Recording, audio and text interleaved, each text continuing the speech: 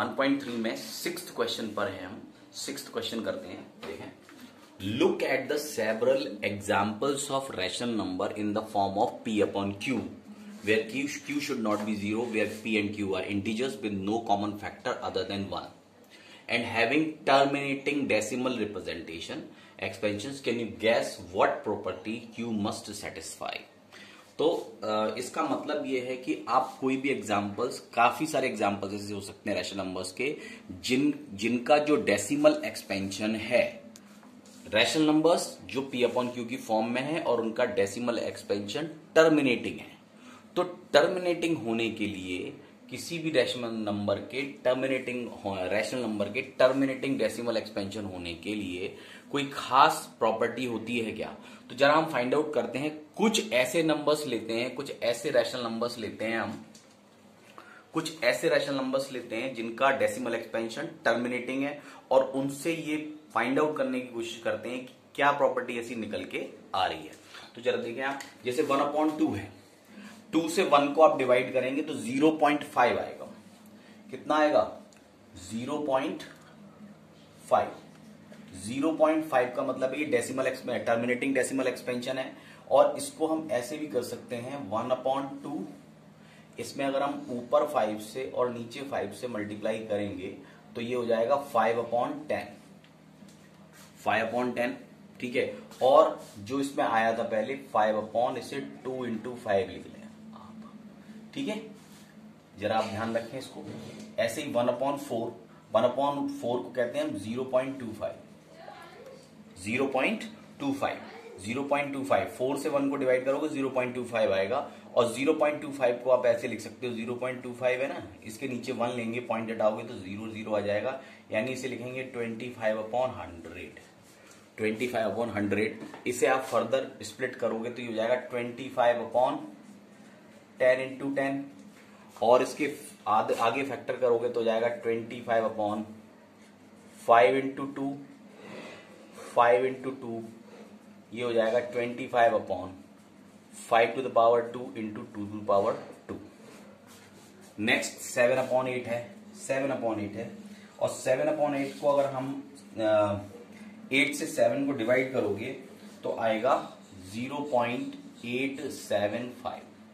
इसमें अगर आप 0.875 इसके नीचे 1 लेते हो तो 000 1000 आ जाएगा। 1000 को वैसे ही आप 875 ऊपर रखा लें, ये नीचे हो जाएगा 10 × 10 × 10 और 875 के नीचे हो जाएगा 5 × 2 5 × 2 5 × 2 और 875/5 to the power 3 और 2 to the power 3। Next is 37/25। ये भी एक डेसिमल एक्सपेंशन टर्मिनेटिंग वाला है। इसको लिखेंगे हम 1.28। 1.28 अगर आप इसके नीचे 1 लेंगे तो ये 100 आ जाएगा। 128/10 × 10 और 128/5 × 2 5 × 2 128/5 to the power 2 और 2 to the power 2। यानी आप हर एक में देख लो जिसका डेसिमल एक्सपेंशन टर्मिनेटिंग है, उसके अंदर आप देखो कि ये जो नीचे जो पावर्स हैं वो 5 और 2 की पावर में आ रहे हैं, ठीक है। तो इससे एक प्रॉपर्टी बनती है, मैं प्रॉपर्टी पूरी लिखवा देता हूं, ठीक है। वो लिख लेते हैं।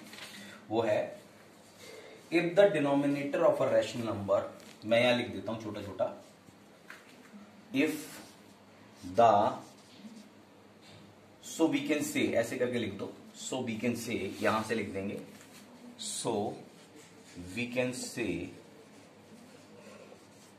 से if the denominator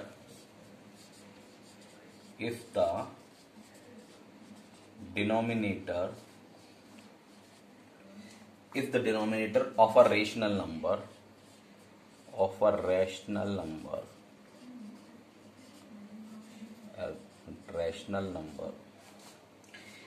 is in standard form। In standard form, मैं स्टैंडर्ड फॉर्म के बारे में पहले आपसे बात कर चुका हूं। Standard form, in standard form has no prime factor, has no prime factor other than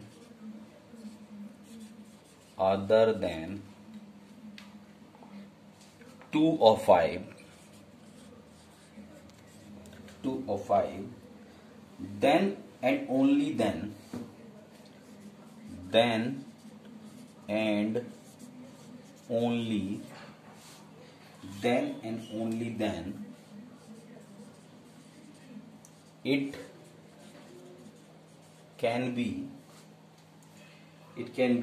represented as a terminating decimal expansion. It can be represented as a terminating decimal expansion, a terminating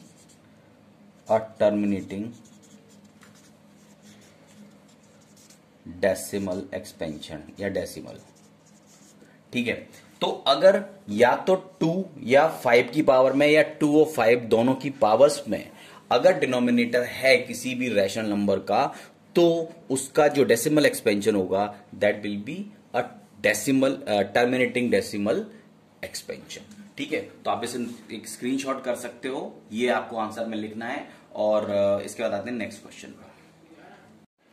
हाँ, तो next question है 7th, write 3 numbers whose decimal expansions are non terminating and non recurring.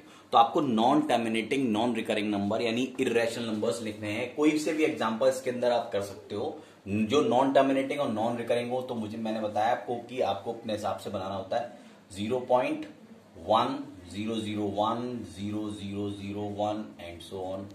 दूसरा हो जाएगा 0.02 002 0002 and so on. तीसरा कोई और भी बना सकते हो 0.03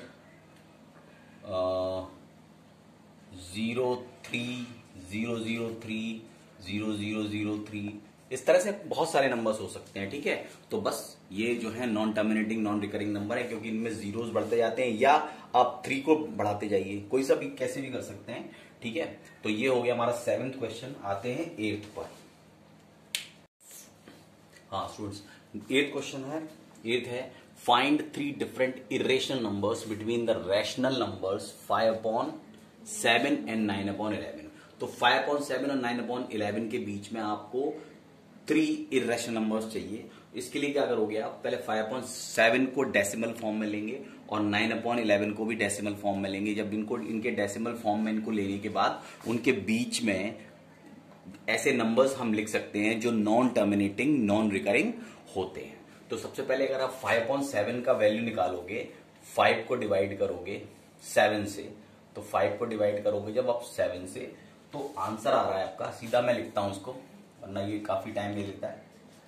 ये हो जाएगा 0.714285 और जब आप इसे डिवाइड करते जाएंगे, एक बार करके ही दिखा देता हूं मैं आपको।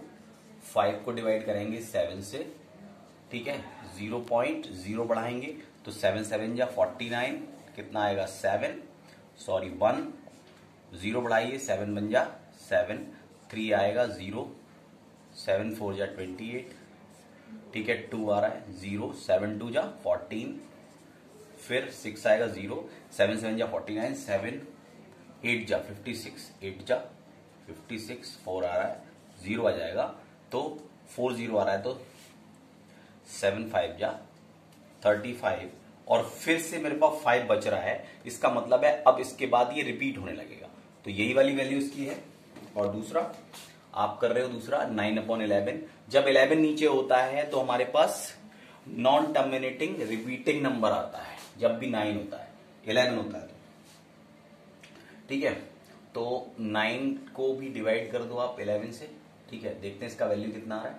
9/11 का वैल्यू कितना आ रहा है, ठीक है, तो इसको करेंगे 0.0 आ जाएगा 11, 8 जा 88, कितना आया 2, 0, 11 बन जा 11, अगेन कितना आएगा 9, फिर 0 आ गया तो इसका मतलब है फिर वही 8, फिर वही 1, फिर वही 8, फिर वही 1, ऐसे आ जाएगा। इसका मतलब है 0.81 बार भी कह सकते हो उसका। तो ये 0.714285 और दूसरा 0.8181, तो 0.714 और 818 इनके बीच के कोई नंबर्स होने चाहिए, वो 3 नंबर्स लिखने हैं। सो नंबर्स, irrational numbers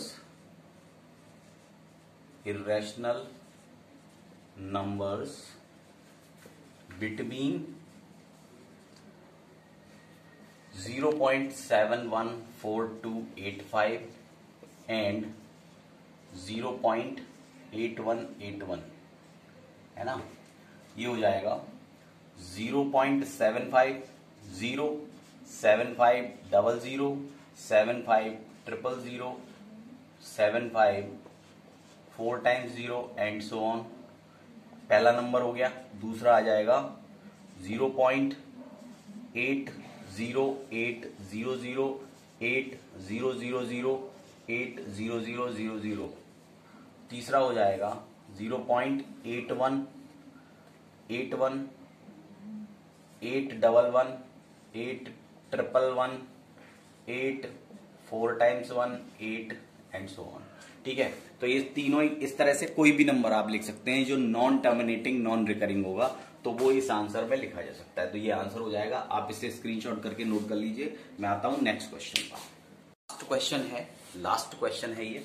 देखें आप, classify the following numbers as rational और इररेशनल। अब आपको ये 4 नंबर्स हैं, 5 नंबर्स, इनको कंसीडर करना है, इनका रीजन भी देना है आपको एक्चुअली। √23 ये क्या है? √23 is not a perfect square number. Perfect square number. So ये क्या होगा? So it is a irrational number. Irrational number. जो परफेक्ट स्क्वायर नंबर नहीं है वो इर्रेशनल है। √225 is a perfect square number, क्योंकि इसकी वैल्यू कितनी होती है? इसकी वैल्यू होती है 15 का स्क्वायर, दैट इज 15। ठीक है, तो यहां लिखेंगे √225 is a perfect square number, perfect square number. So वो रैशनल नंबर, रैशनल। ठीक है, रैशनल है ये टर्मिनेटिंग है। This is a terminating decimal expansion,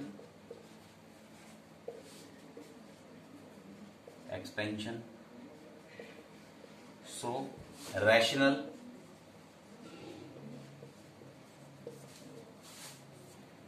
this is a non terminating repeating number, repeating decimal number, so rational। ठीक है, और ये है दिस इज अ, आप जानते हो, नॉन टर्मिनेटिंग, नॉन रिपीटिंग और रिकरिंग नंबर, सो इर्रेशनल। ठीक है, इर्रेशनल। ठीक है, तो इस तरह से आप इसे देख लें, इसको स्क्रीनशॉट कर लीजिए। ठीक है, तो यहाँ पे आपकी 1.3 एक्सरसाइज खत्म हो गई। कल हम 1.4 स्टार्ट करेंगे और मैं आपके लिए एक वर्कशीट भी डालूंगा, कुछ क्वेश्चंस जो आपको करके सेंड करने हैं। फिलहाल आप इसे देखें और उसके बाद मैं कल सुबह आपके लिए एक वर्कशीट सेंड करूंगा, फिर आप उसको मुझे करके भेजें।